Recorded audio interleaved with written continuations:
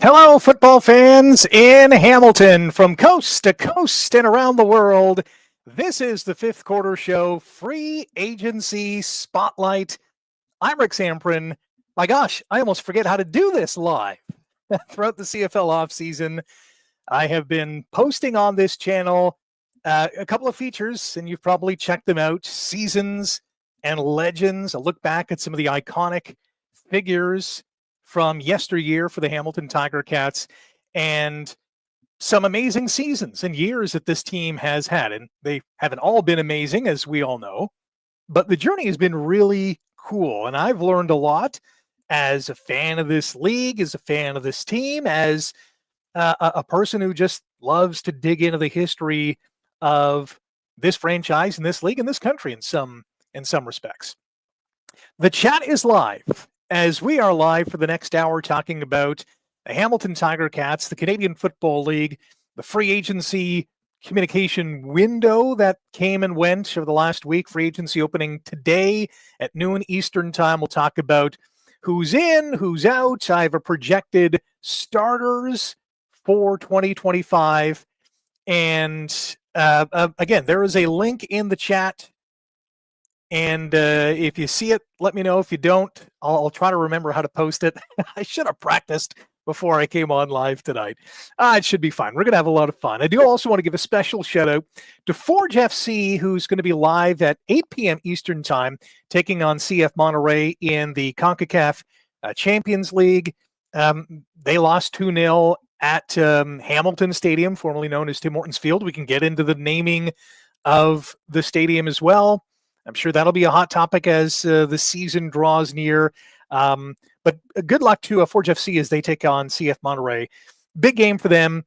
Hostile environment being down in Mexico, right next to the Gulf of America. No politics tonight, that is for sure. All right, so how can you get involved in the Fifth Quarter Show Free Agency Spotlight? Number one, the chat is there. Email is still very much fifthquartershow@gmail.com, the number 5th, Fifth Quarter Show @gmail.com. We're on X, the artist formerly known as Twitter, used the hashtag Fifth Quarter. Also on Blue Sky this year. Yeah, let's give it a shot. You know, it's new. There's millions of people that have jumped on board. I have as well. It's just another tool to connect with fans across the league. And I'm looking forward to seeing how it helps us along in that regard. So who's in, who's out? Well, we know a few of the players, if you've been paying attention, and who's out. You know, one of the guys I think we all expected that wasn't going to be in the plans for 2025 as far as Hamilton was concerned was running back James Butler. You know, he had, some good times here in Hamilton, especially in his first year in Steeltown. Always ran with authority, always had a smile, even when the clouds were a little gray in terms of his starting status. Never let that get to be bigger than it should have been. And he was a true professional. And I think that spoke a lot of his character. He's now in BC. And I think, in some respects, that will be a loss for the Tiger Cats. I always found him to be productive, great glue guy in the room. Not to say Greg Bell isn't, but he's a different kind of running back. And while we saw some flashes from Greg Bell last year, it was great to see this Ticats team at least make a commitment. And they released Butler. That gave him ample time to find a new home, and he returned to the BC Lions, which was great to see. The Lions then said, well, we no longer need William Stanback, and he's now in Ottawa. So, the East Division is going to be really interesting to see this year. So that was one of the key losses. The other one for me, center David Beard. I don't think it's been officially announced, at least at last check, by Edmonton, but it sounds like the Elks signed him. Well, they did sign him in the communication window, and they're probably putting the finishing touches on that contract. And I think there's physicals involved as well. And I think those are being held in Edmonton. By the way, I'm going to start reading stuff in the chat as well, so you can dive into that and on email, fifthquartershow@gmail.com. David Beard is going to be a loss to this team. Great guy in the room, awesome guy in the community, an all-star on what was probably the best, maybe 1, 2, or 3 offensive lines in the Canadian Football League. Toronto, Saskatchewan right there as well. that's going to be a loss. So if it's Coulter Woodmansey, and we'll get into the depth chart that I've created in terms of potential starters for 2025, if it's him or someone through free agency, which, could still happen, but they might say, hey, Coulter, you're the guy. Take the bull by the horn and let's see what you can do. That'll be a very interesting development in training camp. Who's going to snag that center spot for the Hamilton Tiger Cats? Among the new additions, and I don't think it's been officially announced yet, but the Ticats kind of inadvertently let the cat or cats out of the bag. And I made note of this on social media earlier in the afternoon, where if you go on the Tiger Cats free agency page on their website, and I kind of just stumbled, to be quite honest, upon this. They have, hey, order your 2025 jersey. And they had Lawler, Stubblefield, Garbutt, 3 players that they signed in that communication window that haven't officially or publicly been announced by the team as of today. So I guess they're quite confident that they have signed the dotted line, and you can get their jerseys as we speak, or create a whole new one if you want, or get ones from players that have already started for this team in past years. So it sounds like those announcements will be made at some point this evening or maybe even tomorrow. All right, let's get to the chat. Then we'll get into the projected depth chart or starters that I've created, and we can debate that as well. If you have a question or a comment, the chat is open. The email is fifthquartershow@gmail.com, 5th, the number 5th, fifthquartershow@gmail.com. On X and Blue Sky, we're trying Blue Sky out this year. At Rick Zamperin is the handle. Use the hashtag fifth quarter, and that'll instantly get you into, my line of sight when it comes to the notifications. Mark was the first one here in 2025 to comment here on the Fifth Quarter Show Free Agency Spotlight Edition. Mark says, good to see you, Rick. Everything seems right in the world again now. Doesn't it ever? I mean, the off-season in the Canadian Football League is so long. Grey Cup's awarded in November, and we got to wait all the way until pretty much mid to late May for training camps or preseason games to happen. It is really long. And so I hope you've been enjoying Legends and Seasons here on the Fifth Quarter Show on this YouTube channel. If you've not, dive into it, subscribe, give it a like, watch these videos. They're really cool. I've learned a lot. If I've learned a lot, I'm sure you will too, and that will enjoy them as well.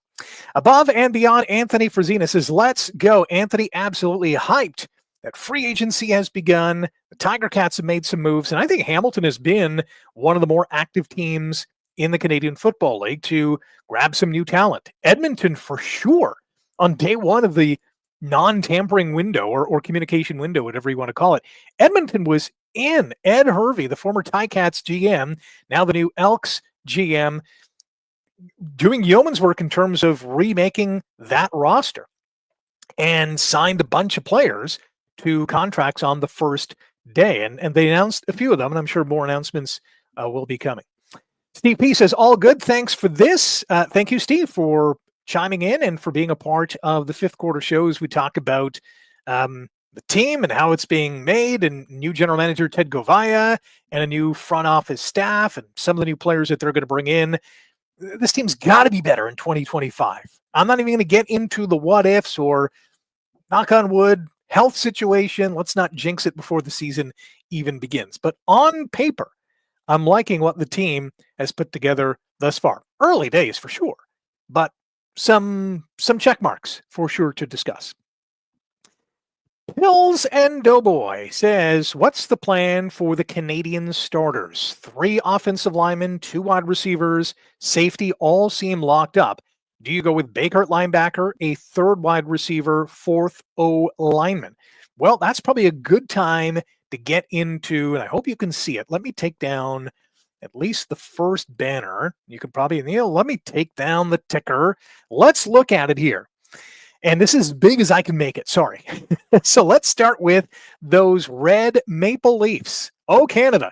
Here are the projected starters for the Tiger Cats. And one thing to keep in mind when you look at the Maple Leaf, Katsantonis at center, locked in. Revenberg at left guard, locked in. I think Woodmansey at center, or whoever it's going to be, is going to be a Canadian, locked in. Liam Dobson, who's coming over in free agency from the Winnipeg Blue Bombers at right guard, he's going to be there. Keandre Smith, new contract for him. He's in there. And whether it's Wolodarski or Goran Goche on the field, that's going to be a Canadian starter, in my opinion. And then you have Baker at linebacker, who right now is the 7th Canadian. We know in the CFL, we have to start 7 Canadians, right? A mix of offense and defense starters. The question is, if Baker is not the starter, there's got to be another Canadian. So who's that going to be? Is it going to be another receiver? I don't think so. We have Bridges, Lawler, White. There's not going to be another Canadian receiver there. Let's not forget, Brandon O'Leary Orange re-signed today. Luther Hakunavanu is still with the Tiger Cats, another productive Canadian pass catcher. And so when you look around the team, there is one kind of area that screams out to me to say potential Canadian. If Baker is going to be a non-starter and you're going to start an American at that position, I'm looking at either the wide side cornerback position. I have Moxie there as a halfback. That should read cornerback. It's either going to be that position, which traditionally, there are a lot of Canadians play that wide side cornerback position, or someone on the D-line. And I don't think you're going to remove Barlow, not going to remove Sales, and the two newcomers, Fox and Garbett, are probably not moving. So if Baker is going to be usurped by an American, I think Moxie's probably going to be usurped by a Canadian. That's the way I see it. But great comment. And listen, there are no, as of right now, there are no sure things. Apart from maybe Bo Levi, unless something disastrous happens, right? Bo Levi, Jamal Peters, Kenny Lawler, which at last check hasn't been officially announced. These guys are locked in. So you look at those starting positions, there's not a lot up for grabs there, unless someone really has a terrible camp, like a Destin Talbert, who I think as the season went along, he got better and better. And by the end of the season was, I thought, pretty good, right? Moxie was kind of in and out of the lineup, but I think he can be a versatile guy. If a linebacker goes down, he can sub in there. If he is asked to play halfback or cornerback, he can probably go in there. I like the Swiss Army knife that is Jonathan Moxie. So at first blush, like right out of the gate, we're not even at training camp there. There's not a lot of starting jobs up for grab, in my opinion. Daniel says, does Taylor Powell stay? Yeah, absolutely. I think he stays. He's not QB1. And I think last year there was certainly a debate going into training camp because of the health status of one Bo Levi Mitchell, right? 2023 for Bo was not a good year because he was rarely on the field. He played 6 games. So while Taylor Powell is not QB1, he's certainly QB2. He is, to me, the guy in waiting, more so than Talia Tungavaloa, more so than Harrison Frost, more so than anybody else that they're going to bring in at this point as a free agent, because Taylor knows the system. I think he's got trust from head coach Scott Milanovich. We see the potential ceiling there. I think Taylor Powell stays and can be a very productive QB2 when called upon to be whatever, an injury fill-in, starting this game because Bo has slipped. Let's hope that doesn't happen. Taylor Powell, I think, has a ceiling we have not realized yet. And we've gotten a little glimpse of it here and there, but we haven't seen the full thrust of talent from Taylor Powell. And I'm looking forward to seeing that, because here's a guy who can, we know, throw it deep. He's got some accuracy in the short to intermediate range. Very talented guy when he's asked to run, although he hasn't done a lot of that, especially as a young quarterback, which I take as a good sign. A young quarterback who doesn't get the happy feet, stays in the pocket, trusts his reads, trusts his progressions, and then makes the smart and accurate throw, those are highlights to me. And I think highlights for the coaching staff and the front office as well. This one is from Ossier Clan. I think I'm saying that right. I read something about Lawler could be scooped back up by the Blue Bombers because of the increase in cap. Do you think that could happen, or do you think he's going to be a Ticat this year? So here's what I know. I know that the Ticats in the non-tampering window, whatever the heck we're calling it, signed Kenny Lawler. I know that Kenny Lawler had a goodbye message for the Winnipeg Blue Bombers, in which he spent some really productive years there in the Peg. Yes, the cap went up. What was it, 400 some odd thousand per team, or 500,000, somewhere around there, about $500,000 that teams could spend extra on because the cap went up, which the timing of it was a little suspect. This was really odd, the way the Canadian Football League kind of, unleashed this, hey, here's some new money for you. I mean, it's great for the players. Awesome that there's more money to go around. But the timing is kind of weird. So, yes, the Bombers or any other team can say, hey, Kenny, we're going to pay you $1 million this season. I don't think that's going to happen. I think Kenny Lawler at some point tonight or tomorrow is going to be announced, hey, he's a Tiger Cat, and away we go. I have full confidence in the process that the player and the team went through, and the league and everybody else that went through it. So I don't suspect any last minute things to disrupt what we know happened, well, just over a week ago, right? The communication window is Feb 2 to Feb 9.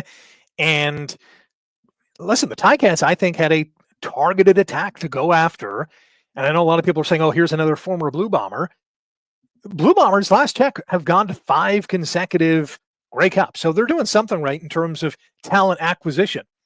And, oh, yeah, the new first-time general manager of the Hamilton Tiger Cats, Ted Govaya, was the assistant GM in Winnipeg. So he knows these guys. He's scouted or recruited or enticed these guys to sign with the Bombers in years past.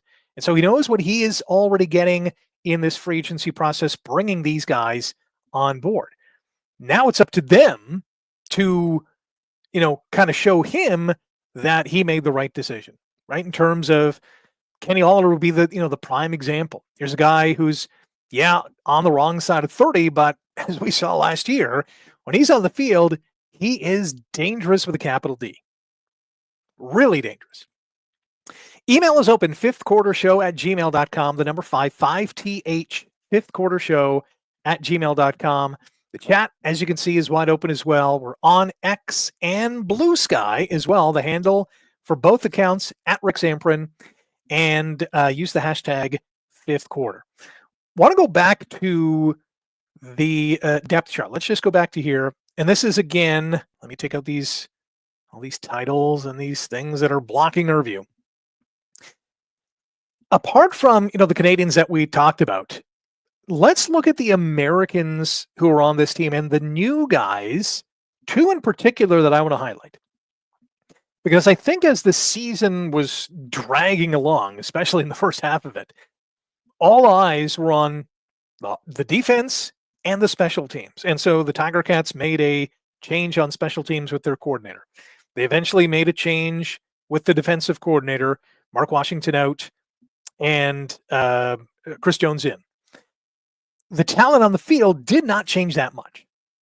But going into 2025, there are 2 key additions in my mind that could make this defense one to be reckoned with. Now, I think there's still some improvements to be made, but Deshaun Amos and Reggie Stubblefield at halfback and linebacker, respectively, I think are going to inject some energy, some braggadociousness.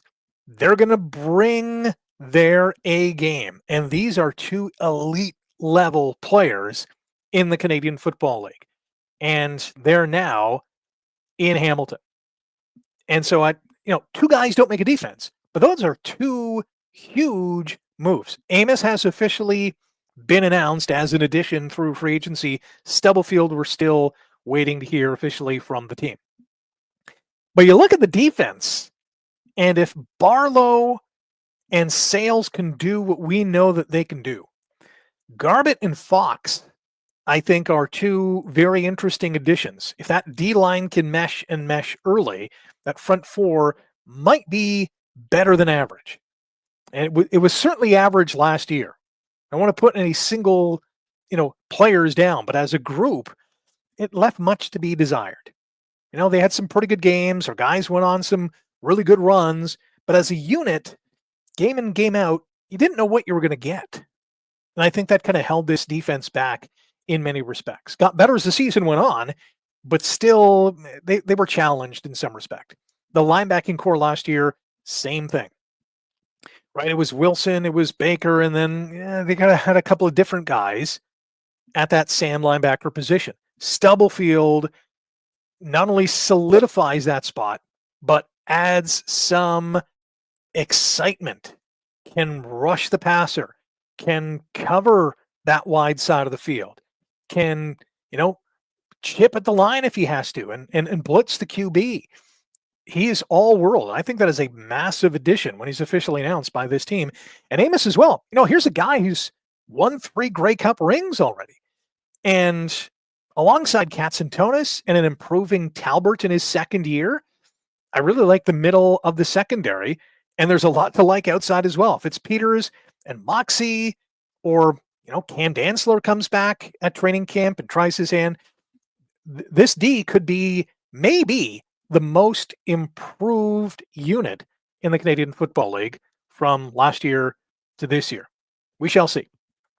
Again, long way to go. I mean, it's February the 11th, right? We have a long way to go before training camp. Preseason game number 1 on May 25th. It's not June yet, that is for sure. And a long way to go to the playoffs, in the playoff race.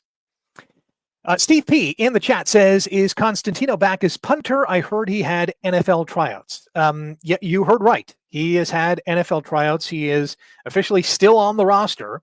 He hasn't signed with any team, but Nick Constantino has had tryouts. I don't remember the teams exactly. There have been a number of them, to be honest. But that's the risk that comes with being not only a global athlete, but especially someone on special teams. There seems to be punters or kickers or those return men who are, they don't drop off a tree every other day. I mean, they're a diamond in the rough in some cases. And so when you get a good one, you want to hold on to them, but there's opportunity elsewhere. If Constantino is here, that's great. I think that's a solidifying force at the special teams unit. Pills and Doughboy says to Steve P, the NFL signing window is closed, so he should be back with the Ticats. Good point. Watson, much of the D's woes last year can be attributed to the lack of a consistent pass rush. This exposed a pretty weak secondary that has not been upgraded. I think is what you're trying to say. This exposed a pretty weak secondary that has not been upgraded. Now been upgraded. Okay. I didn't read the secondary message, Watson. Thanks. Listen, this secondary is vastly different than what it was last year. Again, when you're looking at Peters, Talbert, Katsantonis, no change from last year. But Amos, and whether it's Moxie or somebody else, Will Sunderland signed with the Argos today, so he's out of the picture. That secondary looks a lot better than it did last year when there's a lot of unknowns and, hopefully this works out kind of guys. Pills is back. Cam Dantzler signed in the NFL, unfortunately. Oh, I totally missed that. He, Peters, and Cole played together in college, so I was hopeful for the reunion as well. Brian Cole is a linebacker with Winnipeg, another former Blue Bomber now with the Hamilton Tiger Cats through for agency. Totally missed the Cam Dantzler thing. Pills, I gotta have you on the show to break us down on the NFL happenings. That is for sure. We can get into the Super Bowl if you want, but I don't really. That was a terrible game. Terrible halftime show. Don't even get me started. Fire up the chat. Click on the link in the chat or on email, fifthquartershow@gmail.com, 5th, fifthquartershow@gmail.com. Just posted the link in the chat if you wanted to chat with me live. You click it. I think you put in your email, and then you're live on the show. Pill said UFL, United Football League. Oh, UFL. Did I say NFL? Oh, UFL. Okay, so he's with the UFL. Thank you, Pills, our UFL correspondent, unofficially. That's a non-paying gig, Pills. I'm sorry. Listen, this Ticats team, and I don't want to go through the schedule because who knows what's going to happen between now and then. But this Ticats team, I think today, on paper, obviously they haven't kicked off yet. On paper, looks to be better than last year. It really does. Looks to be better than last year. But again, there's a lot that is going to happen between now and then. There's going to be injuries. There's going to be guys who don't have a good camp, and who knows what. And maybe it goes the other way. Maybe they continue to bring in some talented people, and away they go. Steve P., who is slated to be our primary return guy at this point? Well, I think going into camp, there's certainly one guy that I'm looking forward to seeing, and that is Isaiah Wooden, who I think given the opportunity, he can be a guy who makes some noise.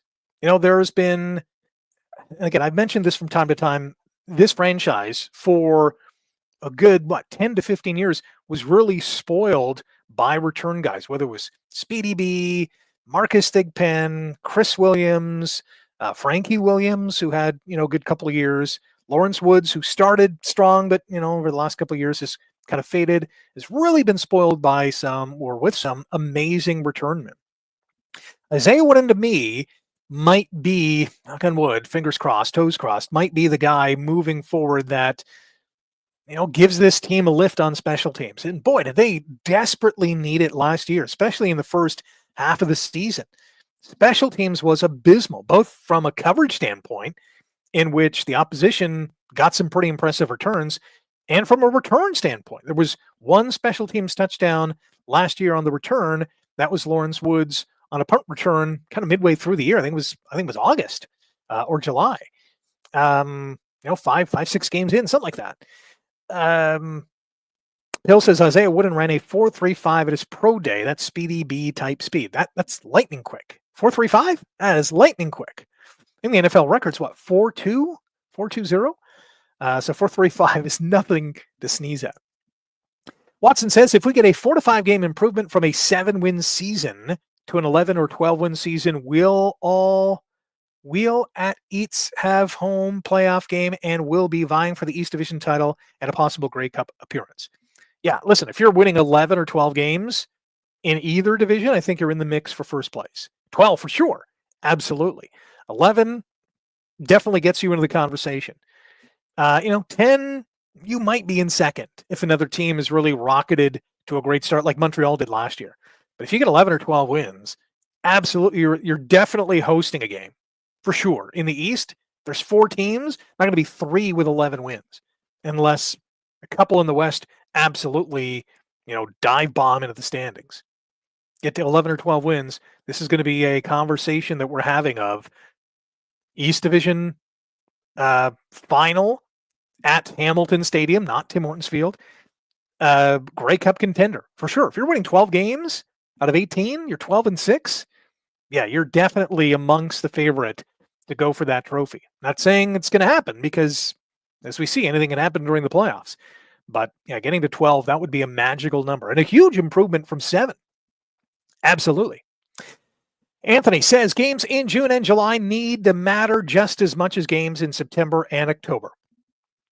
Absolutely right. And we heard that from a number of different individuals at the year-end media availability. And trust me, us media people are not going to forget that come interview number 1, when training camp is starting, when game number 1 is starting, that the momentum that the team wanted to build or create at the start or at the end of the year, going into 2025. Head coach Scott Milanovich made mention of this a couple times. A couple players said, yeah, it's important. It's important to finish the season with wins or playing as best as they can, because that momentum can be carried into 2025. Now that might leave you a little skeptical because the team changes, every team changes. How can you carry that momentum into 2025? I think it's more so the thought, or, hey, remember when at the end of 2024, we were officially eliminated, but we still came out and, we hit Ottawa with a bang. I think the mentality behind the message is the momentum that Milanovich and others were talking about at the end of last year. Ante Litre, another guy who's back in the fold, signing the extension with the Cats, basically saying we play for the love of the game. And, it's a privilege to play. There is obviously some responsibility putting on the uniform and wearing that logo. You're representing a community. You're representing a city. You're representing a brand. And they wanted to do that the right way at the end of the year. So when you fast forward all the way into June, July, August, the first couple games of the season. Let's all hope they remember that. And I think they will, because I think we'll remind them of that. Not only to say, hey, remember when, but all the stats will be, online, on TV, in the newspapers, on social media. This team is like one for their last 21 season openers. It's a mind-boggling stat. So, yeah, winning out of the gate is hugely important. There will be no excuses, right? Steve P, yes, no 1 and 5 start or whatever terrible is a key this season. Yeah, do I dare bring up the schedule? Okay, let's do it. Let's just do it. Now I got to see the schedule. And then I'm not going to go through all the wins and losses. Let's just see game number 1. It's in Calgary, for crying out loud. Yes, of course, we're out west again. Hamilton at Calgary, Saturday, June the 7th, 7 p.m. It was the same game last year to start the season in Calgary. Hamilton lost, right? The Tim White drop. Remember, we all remember that. We all remember the Tim White drop in game number 1. Should have been 1-0. Stampeders. Vernon Adams Jr. is now Calgary Stampeder. The Jake Mayer experience is over. He's now in Saskatchewan. So, listen, the Stamps are going to be amped to get their season with a win at home, right? Knowing that in a couple of years, 2026, they're going to be hosting the Grey Cup. Not that that really matters in game 1 next year, but they're going to be ready. They're not going to fall. They're not going to fall over and say, "Hey, Hamilton, here's the W." Ticats going to have to earn it, and they better. Pills, looking at the Canadians on the team, where do you think the Ticats should be targeting in the draft? 4 picks in the top 30, including 2 in the top 10, should go a long way to addressing Canadian depth. Well, I think, and let's just pick up the depth again, and not to say that all these are Canadians, as we know, the ones with the Maple Leafs are the Canadians. You can never go wrong with an offensive lineman. Brandon Revenberg has been a perennial all-star, and rightfully so, for several years. Liam Dobson, a highly productive Canadian. There's a bit of an unknown with Coulter Woodmansey at center. And I'm just looking at the starters here. Jacob Zott is back with the Ticats. They have some good Canadian depth, whether it's on special teams, at the receiver position, obviously with Smith and Wolotarski, Larry Orange, Kunavanu. There's some good Canadian depth there. You can never go wrong in the trenches. So I would, depending on, the players available when Hamilton is picking, obviously that's going to change the equation. But you can never go wrong stockpiling the trenches. Because if you can get a ratio breaker, especially on defense, whether it's at that linebacking position or on the D line, in which they, at this point, don't really have a Canadian starter, I think that's where they should, focus their attention on. Whether that guy is going to be ready on day 1, I doubt. I really doubt. It's really hard for a Canadian offensive lineman or defensive lineman to come in and plug and play in season 1. Those guys are few and far between. Absolutely few and far between. We're on X. We're on Blue Sky. The hashtag is 5th quarter as always. The handle is at Rick Zamperin. Email is open as well. 5th quarter show, 5th, 5th quarter show at gmail.com. You can click on the link in the chat as well. I think I just got to scroll up a little bit. If you don't see it, let me know. I'll repost it as well. You can talk to me live on the show. Or, of course, just handle yourself in the chat, as you are very adept at doing. Anthony's back with a comment. Is there anyone under the radar that hasn't been signed or supposedly signed that you think is a good fit? Whew. Good in-depth question. Is there anyone under the radar that hasn't signed or supposedly signed, or I guess, not publicly announced as well? Well, let's go to the free agent tracker. And, from Hamilton's standpoint, the Ticats only had, I think it was 17 free agents on their list. The one name that hasn't, I don't think, signed anywhere at this point was Nick Usher, who I think at times looked pretty good, just wasn't consistent enough for me. And I think he still has a lot more to give. Now, whether that is in a Ticats uniform or not, I don't know.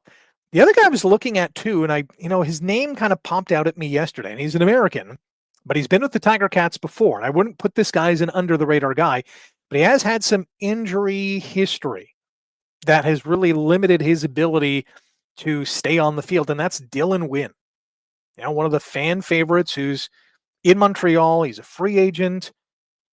Not even sure the Ticats are looking in that direction, but I saw his name the other day. I thought, wow, that would be an interesting kind of reunification. Or he might just re-sign in Montreal, or maybe even go back to Toronto. Under the radar guys. Yeah, I don't. No one really kind of jumps out at me in terms of under the radar, especially with other teams. I'm kind of just going through. Here's one, and this is not under the radar at all, but this is a guy I'd love to have on the Ticats, although I don't think it's a fit at this point, and that's Brandon Alexander, a guy who is a heavy hitter, another Winnipeg Blue Bomber, but I'm a big fan of his, and he's been in this league a long, long time. And I know that Anthony, who has asked the question, is a big fan of Adam Bighill, who is nowhere near under the radar. Here's a future Hall of Famer who would be an awesome fit with any team, especially Hamilton. The question is, what's the cost? There's, an injury history, and he's rehabbing through that right now. So what's his availability? How many games can he play? Is that worth the return on investment? Again, future Hall of Famer, he can still get it done when healthy. I don't know if the Ticats want to go and jump in that boat. We shall see. But that is definitely a name on the page that has not been assigned to a team as of this point. Apart from that, no one really jumps out at me as an under the radar kind of guy, but great question. That's really thinking outside the box, Anthony. Thanks for asking that. Watson says, we remember many Tim White drops at key moments. Yes, sorry to bring it up. But that was one of the, oh my gosh, kind of moments. And he had, a few of those, unfortunately. But listen, you have Tim White, and you have Kenny Lawler, and you have Shamar Bridges, who, was in the Rookie of the Year mix, East Division Rookie of the Year. Keandre Smith. And whether it's Wolotarski or Tyler Turnowski or Brennan O'Leary-Orange or Kunavanu at that other wide receiver spot, and then Greg Bell in the backfield, that's a lot of, candy on the counter for Bo Levi Mitchell to target, to expose opposing defenses. I think Lawler definitely helps White because defenses can't just concentrate on White, right? They got to concentrate on Kenny Lawler. And oh my gosh, here's this Keandre Smith kid who has shown over the last number of years he can get it done and in crunch time. So I think having another A1 receiver on the team might actually help Tim White.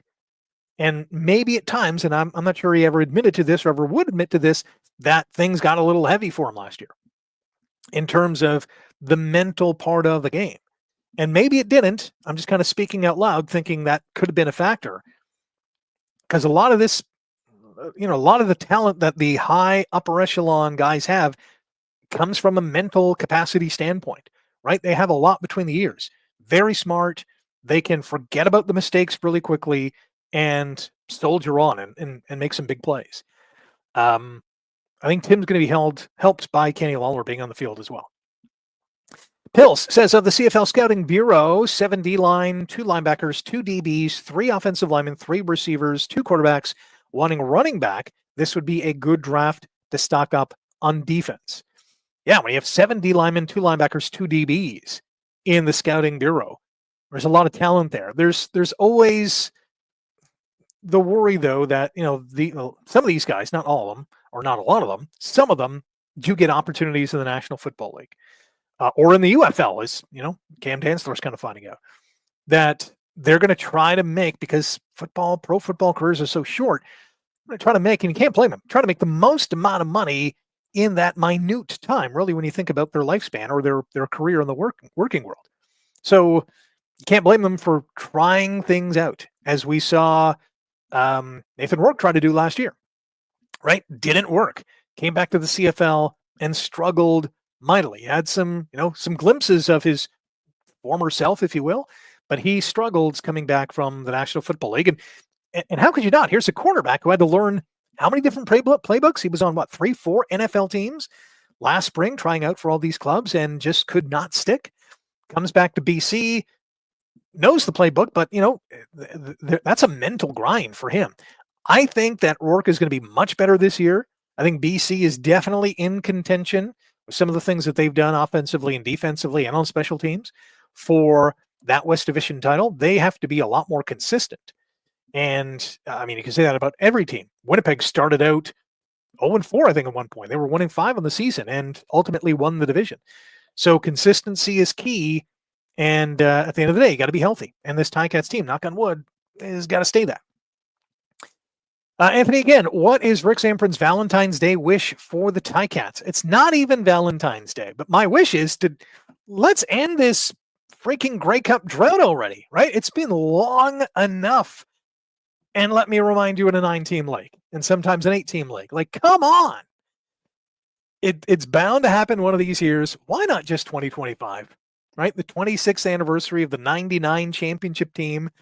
And especially doing these off-season features that you can check out here on the Fifth Quarter Show here on YouTube. Seasons and Legends. Right now on Seasons, I'm into the 1960s. And holy Mackinac, this team was amazing, right? Every year, pretty much in the Grey Cup final. Almost every year winning the Shiny Trophy at the end of the season. It was a remarkable decade. And, the 70s came and they won in 72, and the 80s came and they won in 86, and the 90s came and they won in 99, and that's been the last one. So that would be my Valentine's Day wish is let's get the Shiny Trophy at the end of the year. Who's with me? I know, easier said than done. Nona says, great show, Rick. Miss these live chats. Hopefully you will do more before the start of the CFL season. Definitely considering doing a draft show. It's kind of hit and miss with the draft because, it's really a televised kind of event.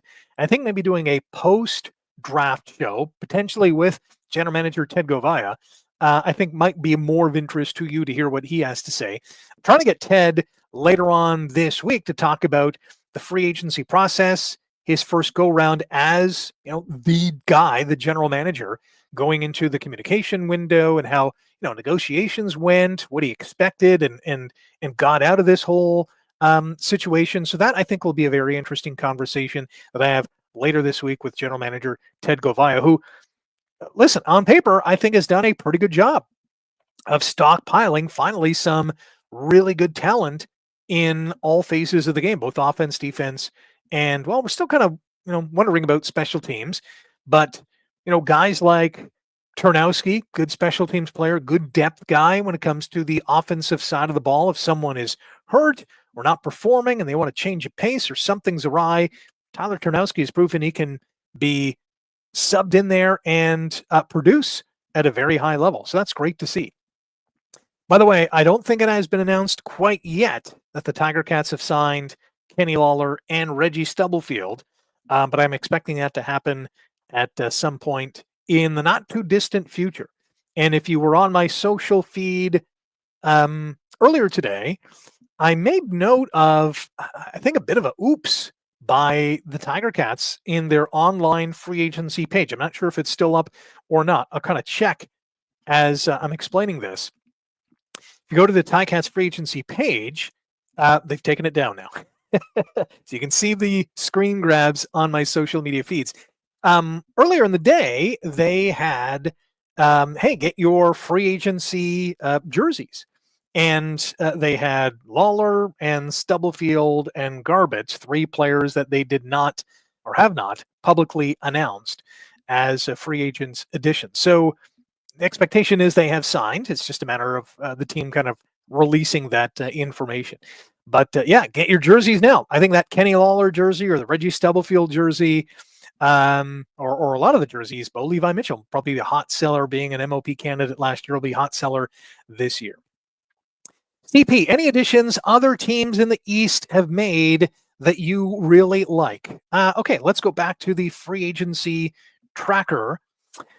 Listen, the Montreal Alouettes, I think the most interesting thing that they did this offseason wasn't necessarily a free agent acquisition.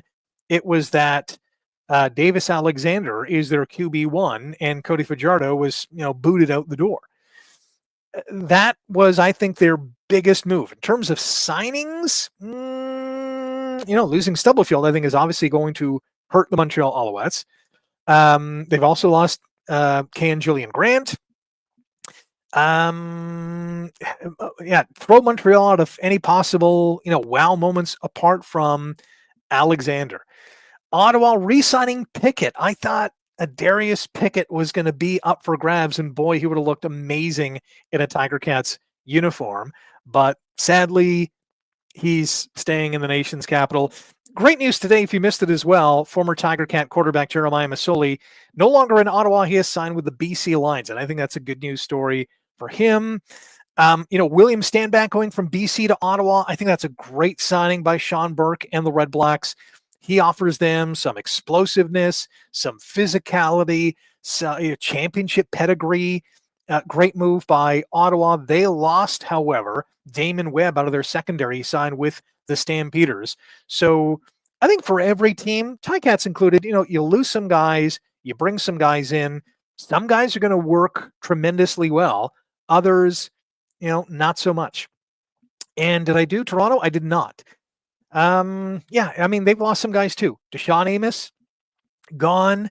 Jared Brinkman, apparently signing with the Elks, although I don't think that's been officially announced. Keeping Kadeem Carey, I think, was important to the Argos. Jake Serezna leaving for the Elks. That's, I think, a big loss. He was a force in the middle, and happy to say that Hamilton won't have to deal with Jake Serezna because he's more than a handful to deal with. But good signing by Edmonton to get him on board. So from an East perspective, those are kind of the major moves that teams have done in terms of, losing guys or trying to replace them with others. But I think the big one to me would be Montreal's Davis Alexander. They had a known commodity in Cody Fajardo, who led them, or was one of the key drivers to lead them to the Grey Cup a couple of years ago. And I know he's, getting up there in age. He's not old by any respects, but he had some injury concerns last year. Davis Alexander goes in and I think went 4-0, and Montreal's offense looked really good. So I think that obviously that kind of dress rehearsal for Alexander proved to Montreal's front office that he can be the guy. And I think that was the biggest move in the East thus far, because that really changes the complexion of that team's offense. So it remains to be seen how many wins Montreal will have this year compared to last year, because this was a team that a couple of years ago went on a big-time heater the second half of the season, won the Grey Cup, and was at times very dominant last year. And, they clinched very early, started resting guys, and before you know it, they were upset by Toronto. We'll see. I think what the Ticats have done, I think what Ottawa has done, right now, if I were to lay some money down, I'm not promoting that you should go out and do any of this. Hamilton and Ottawa, to me, on paper, have done some very good things. And I think they're well positioned, at least at this point. Still a lot of ways to go in terms of free agent and the draft and the whole kit and caboodle. Hamilton and Ottawa, I think, are well positioned to be 1-2, 2-1, however you want to rank them, going into 2025. Now, there's some pressure on Toronto to repeat. Chad Kelly, how healthy is he going to be? Is he going to be ready for the start of training camp? I know Arbuckle's back. They re-signed Cameron Dukes today. Offensively, they still have some big-time weapons. They're still going to be a handful, for sure. But do they take a step back? They got the bullseye on their chest being the defending champs. Montreal figured out how difficult that was, especially come playoff time. The East is really good. In terms of being the competitiveness from 1 to 4, I think it's closer than going into this year than it was last year. At least, at first blush, in terms of what was done over the last couple of weeks. Pill says, if you can get Ted Govaya to do a post-draft interview with you, that would be incredible. Yeah, absolutely. I mean, I think that would be a good plan. later on this week, it'd be all about free agency and the process that he went through for the first time, I think, post-draft, having Ted on the program to kind of dissect, the players that he thought and the front office thought were worth a gamble in some respects or slam dunks at some positions in the draft. I think would be quite interesting to the fan base for sure. We got about 10 minutes to go here in the fifth quarter show free agency spotlight. Thanks to one and all for joining us today. If you have some comments, fire up the chat, hit me up on email, fifthquartershow@gmail.com, the number 5th, fifthquartershow@gmail.com, on X, on Blue Sky as well throughout the season. At Rick Zamperin is the handle, the hashtag fifth quarter. I do want to mention this as well in terms of the Tiger Cats starting the season off quickly. We were talking about that, if you missed it earlier on in the show, being an absolute must. And we know again that Hamilton is going to start the season in Calgary. Never easy. I know the Stamps aren't the team that they once were compared to 3, 5, 10, even 15 years ago. But, they still get paid to go out and play. Is it a winnable game? For sure. They all are. But, those on the road, especially at the start of the season, when you don't quite have, the film of what, the opposing offense or defense is going to do, you just don't know how those first games are going to go. But it's imperative, I think, that by the end of June, this team is over 500. And so what does that mean? Well, that means that if they lose in Calgary and continue on this path of never, ever winning a season opener again, week number 2, they're hosting Saskatchewan. Then they have a bye week in week 3, well rested for another home game, this time against Montreal. They got to win those 2 games. If they lose against Calgary, you got to beat Saskatchewan to be 1-1. You got to beat Montreal to be 2. They cannot be 1-2 or 0-3 going into their week 5 game in Toronto. No, unacceptable. Can't happen. Won't happen. Better not happen, right? I'm speaking for the fan base here. They cannot be 1-2 or 0-3 going into that game. Let's go to Christian, who's called in the fifth quarter. Christian, let's show your nice face here. How are you? Good, how are you? I'm fantastic. Sorry I missed the latter part of the show, but I do think it's absolutely imperative that we start the season off with at least the first 2 wins. Yeah, absolutely. They got to be 2-1 going into Toronto. I say 2-0, but okay. Well, they have 3 games before they play the Argos, but I get what you're saying. You think this team is capable of starting the season with a couple of wins? Yeah. Let me ask you this. When it comes to free agency, has there been a player or a signing that has excited you? Kenny Lawler. Kenny Lawler, yeah. I know I'm going to get that name wrong, but yes, Kenny. No, you got it right. Yeah, Kenny Lawler. One of the greats of this game. One of the highest paid players in the game too, obviously. But a guy that when is on the field can catch a deep pass, make a catch on a quick out, can go over the middle, has speed, great catch radius, which I know if you're a fan of the show, I'm a big fan of catch radius. If you can make those difficult catches, I know you're going to be on the field. And I don't think it's a coincidence at all that Ted Govaya brought over a couple guys from Winnipeg at all. Because if you, I'm sure you know this, but Kenny and who's the other guy? Danny McManus? No. The other guy on the field. Scott Milanovic? No, a receiver. Kenny Lawler. No. Sorry, Rick. Drew Wolotarski. Yes. Okay. Yes. Thank you. Sorry. I look like I mentioned this before. I mean, Ted Govaya he would be no different than any other general manager in any sport. The guys that you recruited or scouted in your previous team, you definitely want to bring them to your new team because you know what you're getting, or you're convinced that their ceiling is high enough that they're going to be potentially a star player with your new team. Yes, and you said this earlier in the week, 2 weeks ago on the Sportsland podcast with Bubba O'Neill. Bo Levi Mitchell's got his cookies and milk now. Say that again? Bo Levi Mitchell Bo Levi Mitchell's got his cookies and milk now with Yes, Kenny and and all Tim White. those receivers now, and Tim White, and Yes. yeah. Yes, Bo Levi Mitchell's got his blankie. He can put his feet up. He's got his cookies and milk. He's going to rock and roll this year. And just think we get half of what he did last year. This year, we'll Yeah, be pretty good. absolutely. Hey, Christian, thanks for calling up the Fifth Quarter Show Free Agency Spotlight. Don't be a stranger. We'll talk to you soon. Oh, I won't be a stranger, Rick. All right, take care. All right. That is Christian. Hey, great to hear from him once again. He was one of the last to call the show last year as the 2024 season was wrapping up, and the first to call in this year. That is awesome. Bud24 says, do you know when they'll announce the coaching staff? Great question, Bud. Geez, 2, 3, maybe even 4 weeks ago now, the Tiger Cats and all the teams had media availabilities with head coaches and general managers. And I asked Scott Milanovich, when do you hope to announce the coaching staff? This was easily in January. And I think the quote was somewhere in something effective, I'm 90% there, 95% there. It was in the 90 percentile, suggesting it was very close to announcing and finalizing his coaching staff. So maybe something happened, or maybe that final piece of the puzzle is still yet to sign, and so they haven't made it official. I would assume once this, free agency kind of hoopla diminishes, that the coaching staff will be announced.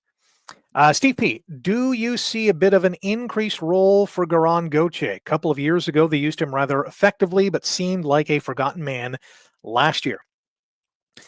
I hope so.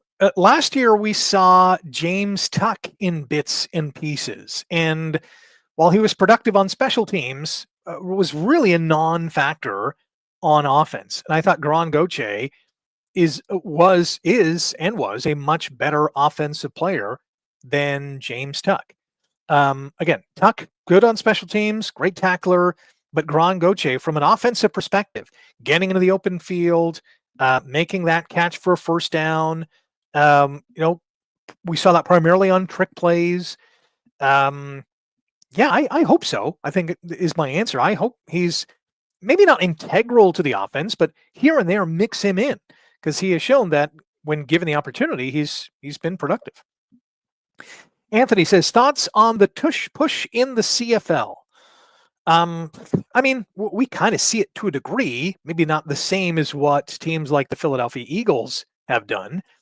The big difference is, and you all know this, is that there's a yard separation in the Canadian Football League.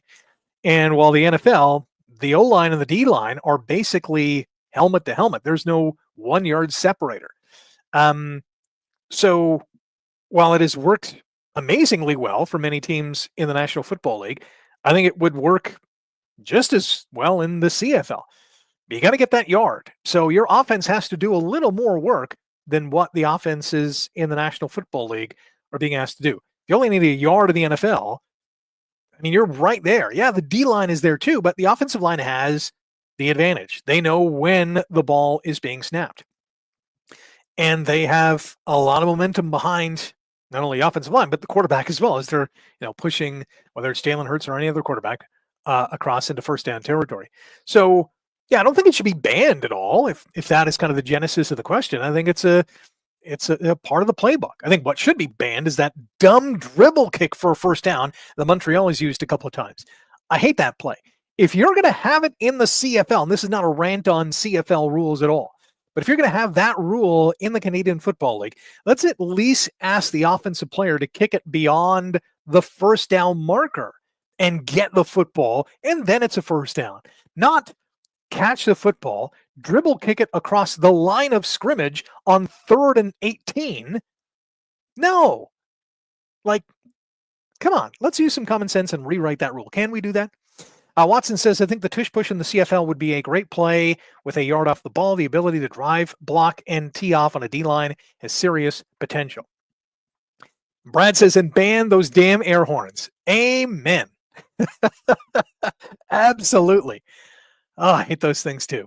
Whenever I'm watching a game and it's in Montreal, I have to watch it on mute, or I turn the volume way down. And it is a disservice to the announcing crew because I want to hear what they're having to say. But I cannot listen to the incessant horn blaring. I don't care if they're playing that game in Tokyo or Rio de Janeiro. If those air horns are part of the equation, I don't care what fan base is blowing them. It's a turnoff.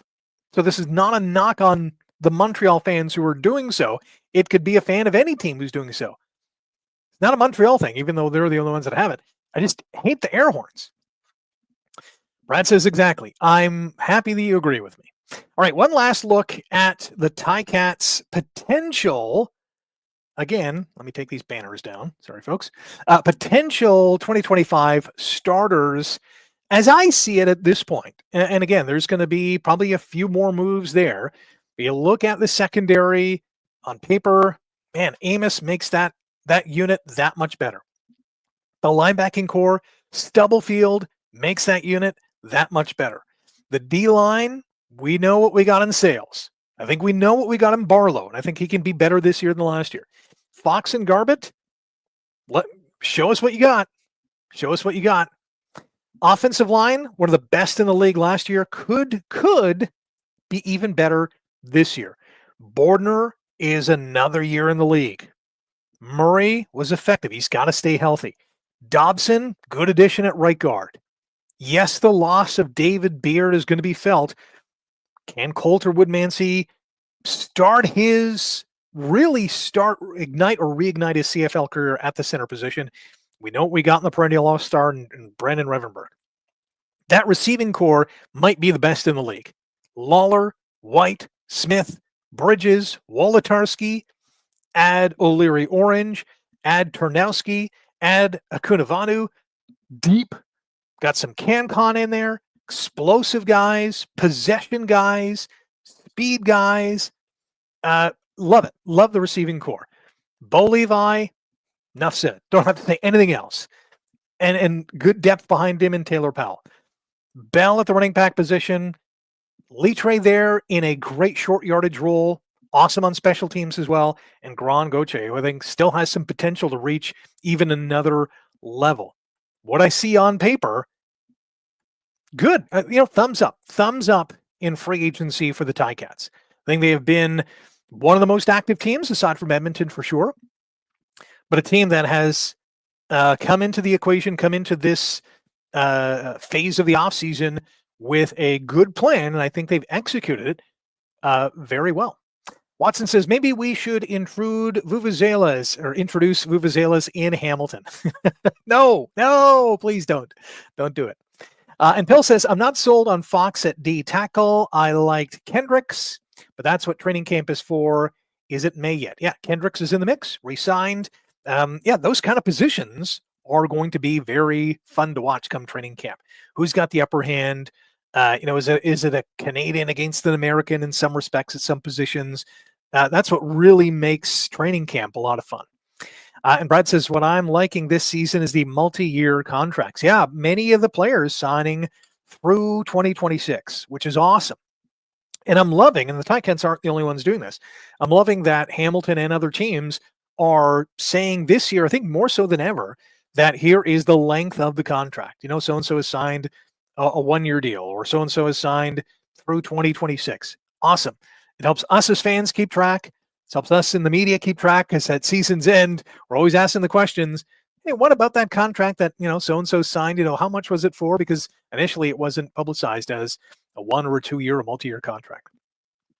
Anthony says, give some love to the re-signing of Trevor Hoyt.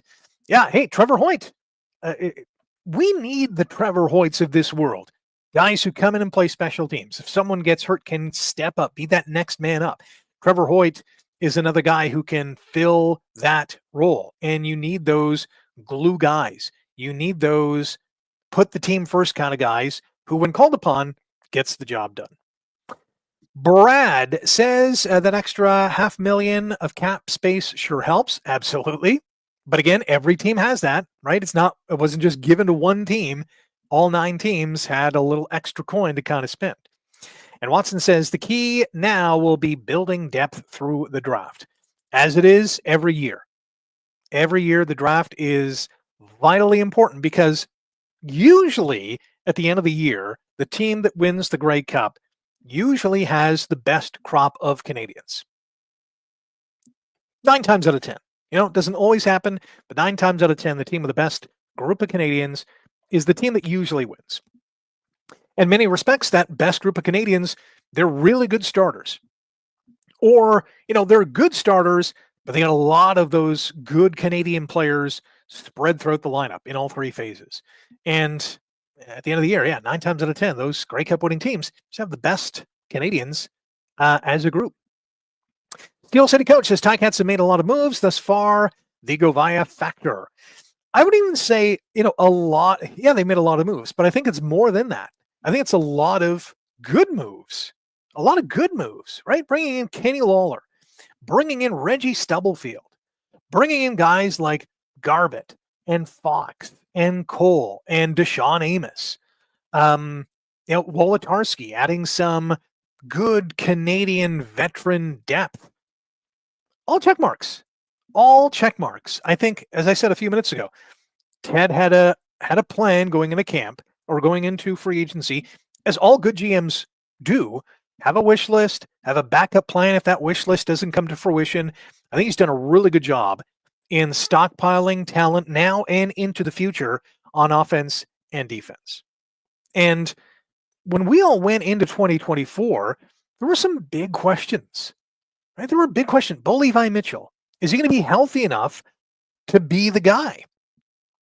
And while he was plagued by turnovers in the first half of the season, got benched, and then Taylor Powell gets hurt in that first start, and Bo Levi's the best quarterback in the league in the last half of the season. Coming into 2025, we're as a fan base, way more confident and comfortable in saying that we have no issue at quarterback. We couldn't say that last year at the start of the year because of the injury concerns tied to Mitchell. I think he swiped those away last year. Played every game. Most outstanding player finalist. And for some, the guy. That's a huge question mark that has been erased from the ledger going into 2025. From a receiving standpoint, adding guys like Lawler and, to a lesser extent, Wolodarski, another check mark in terms of better talent coming in. Durable guys, even though Lawler was, had an injury last year that forced him to miss a couple of games, but previous to that has been, a healthy, dependable, game-breaking kind of guy, and he's still going to be that in 2025. Offensive line, the only question is, can Woodmansey or someone else step into what David Beard has? So from an offensive perspective, not a lot of questions. Defensively last year, it was, oh my gosh, we only have 3 starters from 2023. Simone is retired. Like, what is going to happen? Coming into 2025, there are still some questions on this defense. Can they get to the quarterback? Can the front 4 get to the quarterback? Is the front 7 good enough as a whole? And can the secondary be as explosive as they are on paper? Those questions remain unanswered. But I think we, if I can speak about the Royal we, feel a lot better going into this season than we did last year. There was too many question marks last year. At least this time around, I think we got some answers. Brad says if only it was May tomorrow. Yeah, I wish. Watson says this is the first time in about 5 years that I'm seriously pumped for the start of the season. Yes, Watson, I'm with you. And Brad says if we can keep Bo safe, we'll have the hands to do the job. And that was the equation last year. Bo got sacked the 3rd least amount of times in 2024 than any other quarterback. That was a huge part of this team's success. We saw it in the Super Bowl, and we see it week in and week out in the CFL and in the NFL, and you'll see it in the UFL. John Salavanis, the great offensive line coach for the Tiger Cats, Coach Sal told me many years ago, and he is 1 gazillion % right. Your offense is only as good as your offensive line. Anyone who watched the Super Bowl saw the Philadelphia offensive line absolutely dominate that game. And if the Tiger Cats offensive line can dominate the way that the Eagles did this past Sunday, they're going to win more often than not. because I think the defense is going to be better, because I think the special teams is going to be better. And yes, dare I say it, I think this offense could be even better than last year. You're going to add Lawler. You're going to have a full season with Bell. You might have an equally good offensive line, and you're going to score probably even more points than you did last year. Right? And if Bo can play all of 2025 like he did the last half of 2024, woo-wee, look out. Look out. Watson says you build football teams from the O and the D lines out. Absolutely. And I think the Ticats have done so effectively on the O-line. We saw that last year. The D-line, we got to see some improvement. Got to get to the quarterback. Got to create some havoc. Got to stop the run. Right? Have to create more pressures. All these things. You know, they have an itemized sheet of what they want to see. No doubt about that. Now they got to perform. They got to perform. All right, I've gone 11 minutes into overtime, and that's okay because I'm talking Ticats football and the Canadian Football League. But let's call a timeout for tonight. It was great talking Ticats again and doing this all over again. We'll be back soon with, I hope, an interview with Ticats General Manager Ted Govaya later on this week to recap this insane time we call free agency. The CFL draft is right around the corner. We'll have a post-draft show. If you're a subscriber to this channel, tell your friends to jump on board as well. Fifth quarter show Legends is coming up this Thursday. The latest edition of Seasons, episode 13, dropped earlier today. Check it out. Hit that subscribe button. Hit the like button. Tell your friends. Share it on social media as well. And again, they're 12 minutes in. Forge FC. Let's wish them all the best down in Mexico as they're taking on CF Monterrey in the Champions League. Until next time, Oski Wee Wee. Have a great night.